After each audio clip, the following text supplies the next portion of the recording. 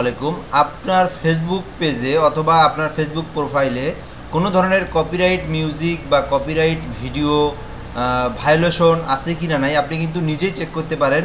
So এই প্রসেসে আপনি কিন্তু নিজেই চেক করতে পারেন। প্রসেসটা দেখুন। তো আপনি প্রথমে আপনার ফেসবুক পেজে আসবেন, উপরে দেখবেন থ্রি ডট, এই থ্রি ডটের উপরে আপনি একটা ক্লিক দিবেন। ঠিক আছে, দেওয়ার পর আপনি নিচের দিকে আসবেন। নিচে আসার পরে দেখবেন আপনি হেল্প অ্যান্ড সাপোর্ট নামে একটা অপশন আছে, আপনি এই জায়গায় একটা ক্লিক করবেন। এখানে ক্লিক করার পর একটু নিচের দিকে দেখবেন কিছু অপশন আসছে, এখানে দেখবেন সাপোর্ট অ্যান্ড ইনবক্স নামে একটা অপশন আছে, এইখানে আপনাকে ক্লিক করতে হবে। আপনি এখানে একটা ক্লিক করে দিবেন। ঠিক আছে, দেওয়ার পর এইরকম একটা পপ আপ আসছে।